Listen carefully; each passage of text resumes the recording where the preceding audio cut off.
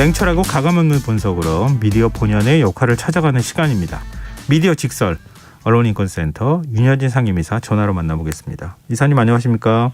네, 안녕하십니까? 네, 오늘은 어떤 미디어 이슈로 시작해 볼까요? 네, 국회는 어제 새해 첫 본회의를 열고 선거운동 채널에 종편을 추가하는 내용을 담은 공직선거법 개정안을 처리했습니다. 국회의원 214명이 참석한 가운데 네. 찬성 199명, 반대 0명, 기권 15명으로 개정안이 통과됐는데요.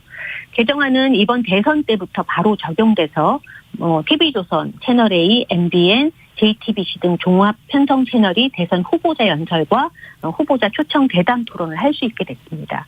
사실 종합 편성 채널의 선거방송 허용 문제는 지난 2013년부터 오랜 시간 논쟁을 불러온 사안이기도 합니다. 그래서 오늘은 이 문제를 어떻게 볼 것인지 함께 생각해보는 시간을 갖고자 합니다. 청취자분들이 이상한데 이미 뭐 토론회도 하고 다 하고 있지 않나 이렇게 생각하실 것 같은데요. 맞아요. 그렇게 생각하실 수 있는데요.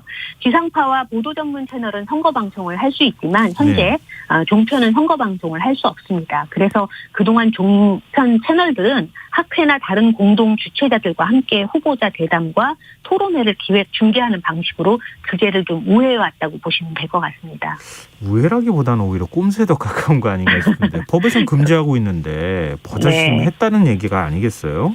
그렇죠. 법과 현실이 좀 차이가 났었다, 달랐다 이렇게 말씀을 해주신 건데 네. 그동안에 이게 뭐 이번만 문제된 건 아니었을 거잖아요. 네. 논의 과정은 어땠습니까? 네, 종편이 선거방송 허용 논쟁은 종편 출범 이후부터 계속 반복돼 왔어요. 그 논쟁이 단초가 됐던 건 2013년도 중앙선거관리위원회가 국회에 선거방송 허용을 골자로 하는 정치관계법 개정 의견을 내면서부터입니다. 당시 선관위는 종편이 도입되고 또 시청률도 계속 지속적으로 증가하고 또 선거운동에 사용할 수 있는 방송시설에 포함되도록 함으로써 종편이 선거운동의 자유와 유권자 알 권리를 확대하는 데 좀 포함하자라는 내용으로 밝혔는데 문제는 그 당시에 방통위가 그 과정에 개입한 사실이 드러나면서 이제 논란이 잇따르기 시작을 했습니다. 그걸 어떻게 개입했다는 거예요? 예, 당시 이제 최민희 민주당 의원이 이경재 방송통신위원장이 종편 4사 대표 간담회 이후에 급하게 추진됐고 중앙선관위원회가 여기에 협조한 것이라는 의혹을 떨칠 수 없다라면서 특혜 의혹을 제기를 했습니다.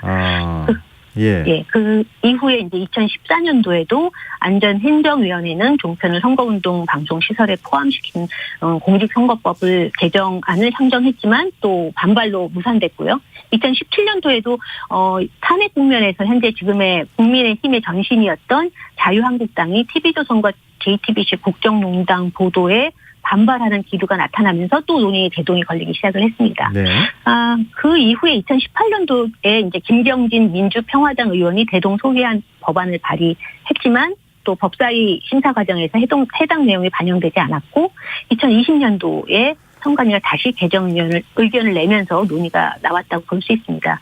국회 정치개혁특별위원회는 개정안을 제안하면서 종편의 경우 뉴스 보도를 포함한 모든 분야의 방송 프로그램을 편성할 수 있다는 점에서 지상파와 큰 차이가 없다. 그리고 이제 지난 5월 정개특위에서 통과된 법안이 바로 어제 국회 본회의에서 통과가 된 것입니다. 그런데 한국방송협회는 반대 성명을 냈어요. 그렇죠. 지난 7일 지상파로 구성된 한국방송협회는 이제 성명을 내고 공직선거법 개정에 반대한다라고 이제 밝혔는데요. 그거는 종편이 지금 신문과 방송이라는 양 날개를 달고 여론 집중도 독과점이 이제 심화되고 있는 상황인데 여기에 또 다른 무소불위의 영향력을 선물한 거 아니냐라고 이제 국회에 유감을 표했고요. 방송협회는 선거를 앞두고 종편을 중심으로 한국 사회가 이제 심각해지고 있는 의견 양극화를 더 부추기는 거 아니냐. 그리고 또 종편 출범 이후 끊임없이 공정성, 객관성 시비를 일으켜온 당사자임을 지적하지 않을 수 없다. 그리고 또 인허가 과정에서 심각한 허위 자료 제출로 이제 여긴 MBN을 좀 말하는 거고요. 승인 취소 문턱까지 갔던 사건도 있었는데 이 종편이 선거 방송을 건전하게 보도한다는 방송 사업자로서 인정하기 어렵다라는 내용의 성명을 발표를 했었죠. 네. 지금 청취자 김배국님께서 종편을 선거방송 금지한 이유는 종편이 편파방송과 자기들 이해관계에 편성한 방송을 하기 때문입니다. 이런 지적을 또 해주시기도 하셨는데 종편 채널 쪽에서는 좀 다른 생각할 것 같은데요. 그렇죠. 종편은 어떻게 얘기를 하냐면 당시 지금 현재 이제 보도 전문 채널이 선거 방송이 허용된 상황에서 종편에만 허용하지 않을 이유가 없다라고 이제 주장을 하고 있고요. 네. 또 선거 방송을 한다고 해서 수익에 큰 의미가 있지 않아서 특혜로 보기 어렵고 선거 방송 특성상 방송사의 성향을 드러나기 어렵기 때문에 이것이 편파적으로 할 수 없다라는 주장을 하면서 종편만 허용하지 않는 건 부당하다고 이야기를 해왔습니다. 아무래도 자신과 관련되어 있는 문제니까 자신들의 입장에서 뭐 해석할 수밖에 없을 것 같은데요. 방송협회든 아니면 종편 채널이든. 네. 근데 윤여진 이사님께서는 객관적으로 보시는 입장이니까 네. 어떻게 생각하세요? 네. 이미 이제 국회를 통과를 했기 때문에 허용되면 안 된다, 된다 이렇게 말할 수는 없지만 네. 문체부가 3년마다 하는 여론 집중도 조사가 있습니다. 예. 이 2015년도에 종편은 여론 집중도 이용 점유율에서 32.9%, 지상파가 32.3%로 2015년부터 이미 앞질렀어요. 근데 2018년도 조사를 보면 종편이 32.5%, 지상파가 24.5%로 8%나 앞서고 있습니다. 아까도 잠깐 말씀드렸지만 종편은 지금 신문과 방송 양대 미디어에서 스스로 이슈를 주고받으면서 사회 경제적 의제 선정을 대단히 영향력을 발휘하고 있는데 예. 그만큼 책임을 지고 있느냐에 대해서는 좀 생각해 볼 지점이 있습니다.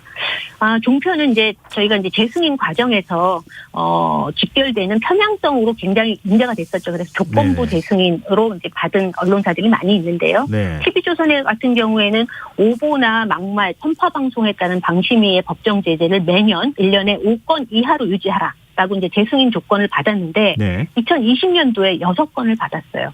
그러면 이미 이제 위반을 한 건데 네. TV조선은 행정적 소송이라는 수법을 써서 지금 아직도 이제 그 조건을 피해고 있다는 지적을 받고 있고요. 예. 그다음 MBN 역시 종편 출범 당시 투자 자본금 556원을 편법 충당하고 예. 또 회계 조작했다라는 문제가 있어서 방송법 18조 위반으로 승인 취소가 가능한 상황이지만 6개월 영업정지 처분을 받았거든요. 근데 네. 또 여기도 MBN도 행정소송을 제기해서 다 보니까 이제 재승인이 제대로 좀 되고 있는 거냐, 재승인 제도가 이제 이런 얘기가 나오고 있습니다. 또 하나를 좀 봐야 될 지점이 있는데요. 뭐냐면 보도 기능을 종편은 보도 기능도 부여받고 재난 방송에 의무가 있다라고 있어서 본인들의 방송이 선거 방송을 할 충분한 어떤 자격을 갖췄다라고 얘기를 하는데 문제는 지난 12월 서귀포에서 발생한 지진이 발생했을 때 네. TV조선과 채널A 같은 경우에는 재난보도에 대한 보도량이 현저히 부족했거든요. 예. 그렇다고 보면 공적인 어떤 역할, 방송으로서의 재난보도와 관련된 의무조항에 있어서의 공적인 역할을 제대로 하고 있느냐라고 했을 때 굉장히 미흡하다고 볼 수 있습니다. 좀 전체적으로 말씀을 드리면 종편이 그동안 10년이 넘게 이제 방송을 해왔고 어느 정도 사회적 영향력, 여론 영향력을 갖고 있지만 거기에 대한 책임과 의무에 있어서는 훨씬 부족하다. 모든 시민들이 좀 그렇게 느끼실 것 같고요. 거기에 대해서 꼼꼼하게 계속적으로 점검해야 되고 또 방송사 스스로 그 문제에 대해서 책임 있는 자세를 보여주는 게 필요하다고 볼 수 있겠습니다. 네. 우리도 지상파랑 똑같이 대우해달라 이렇게 얘기하면서도 방송에 대한 책임성을 외면하고 있는 것 아닌가 이런 따끔한 질책을 해주셨는데요. 네. 자, 오늘은 미디어 이슈 하나를 더 가지고 오셨다고요? 네, 맞습니다. 최근 한국 여성 기자 10명 중 9명이 성희롱, 성추행을 경험했을 때 침묵한다는 여론조사가 나왔습니다. 여기에 대해서 공론화를 했다라는 응답은 전체 설문조사 수의 14.3%에 불과했고요. 예. 최근 3년간 성희롱, 성추행 경험이 없다라고 응답한 기자 역시 14%뿐이었습니다. 대선을 앞두고 정치권에선 남녀 평등이 많이 실현됐다는 이유로 여성가족부, 존폐 논란이 한창인 상황이지만 언론계엔 아직 성차별적 문화가 존재한다고 볼 수 있어서 이와 관련된 이야기를 조금 더 해보고자 합니다. 아니 정치권이나 우리 사회의 성폭력 문제에 가장 앞장서서 비판적인 목소리를 내왔던 게 언론인데 언론사 내부에 있는 기자들은 특히 여성 기자들은 제대로 얘기하지 못한다. 이해하기 어렵다고 생각하시는 분들이 있을 것 같은데 여론사 내용 조금만 더 자세히 설명해 주세요. 네, 한국 여성기자 업무 실태 및 직무에 관련된 인식조사 결과가 최근에 발표가 됐어요. 이거는 여기자협회가 이제 60주년을 맞으면서 한국 여성 커뮤니케이션 학회하고 같이 진행한 건데, 네. 온라인 여기자협회에 참여하고 있는 31개 언론사의 1,464명의 여기자 중에 693명이 참여를 했습니다. 네. 여기서 내용을 좀 살펴보면 그러니까 성희롱과 관련해서 85.7%가 경험에 노출됐을 때 피해 사실을 알리지 않았다라고 얘기를 합니다. 네. 그리고 그중에 또 피해 사실을 알리지 않은 사람들 중에 절반이 그 이유로 왜 피해 사실을 밝히지 않았냐라고 얘기했을 때 무리를 일으키고 싶지 않아서 조직에 그리고 당황해서 그리고 취재에 방해될까봐 그리고 승진의 불이익이 우려돼서라고 얘기를 하고 있습니다. 그리고 또 피해를 공론화한 뒤에 압박을 받았다는 사람이 전체의 3분의 2 이상을 좀 차지했고요. 또 공론화한 이후에 회사가 별다른 조치를 취하지 않았다는 것도 한 25%에 이렇습니다. 대부분의 여기자들이 성희롱과 성추행의 경험을 있는 걸로 드러났는데 그 네. 내용을 좀 보면 가장 흔한 게 성희롱과 관련돼서는 성적인 이야기, 문단패설, 그 다음으로는 미인이다, 외모, 옷차림, 몸매 등에 대해서 언급하는 거에 대해서 굉장히 불쾌했다. 예. 또 러브샷 같은 거, 술자리에서 러브샷 같은 거 있잖아요. 그런 걸 강요하는 행위, 신체를 접촉하는 행위들이 있다라고 좀 이야기를 했습니다. 여기자들은 이것을 두고 여성 기자가 업무를 하면서 직장 내외에서 성희롱이나 성추행과 관련해 위험에 노출되어 있다는 사실을 보여준다고 풀이하고 있습니다. 근데 과거에도 조사를 한 적이 있었다면서요. 비교하면 네. 어때요? 네, 1990년에 비해서 상당히 많이 달라진 모습도 보여졌거든요. 예. 업무와 관련해서 남성과 큰 차별이 없다, 차별이 일어나지 않다라고 얘기를 하고 있는데, 근데 그 내용을 좀 보면은 응답자의 54.8%가 뭐 정치, 경제, 사회 등 이른바 주요 부서에서 근무하고 있었고, 또 전체 70.3%가 희망 부서에서 일하고 있다라고도 이야기를 하고 있습니다. 근데 여기에 대한 평가, 이제 업무에 대한 평가와 관련해서는 그 업무는 차별 없게 진행되는데 업무에 대한 평가 그리고 이런 평가의 결과로 볼 수 있는 승진이나 교육 연수에서는 좀 여전히 차별이 있다라고 이제 이야기를 하고 있고요. 예. 다만 기자 조직에서 여성 리더가 아직도 좀 부족하다. 또 리더가 부족한 이유는 뭐 여성 기자의 능력에 대한 부정적인 편견 그리고 인적 네트워크의 부족, 뭐 정치력 부족, 뭐 이런 등등의 이야기를 좀 하는 것으로 나타났습니다. 저도 뭐 경험을 했지만 한 20년도 더 된 일이긴 하지만 당시에는 그렇죠. 여기자 여성 부장을 보기가 참 힘들었는데 요즘에는 좀 늘어나긴 했는데 그래도 보기 어렵다는 얘기를 많이 하거든요. 네. 그렇죠. 언론계 스스로가 먼저 바뀌어야 기사도 제대로 쓸 수 있지 않겠습니까? 맞습니다. 이 언론계의 내적 변화가 좀 필요한 시점이 아닐까 이런 생각이 드네요. 네, 오늘 말씀 여기까지 듣겠습니다. 고맙습니다. 네, 감사합니다. 예, 지금까지 미디어 직설 언론인권센터 윤여진 상임이사와 함께했습니다.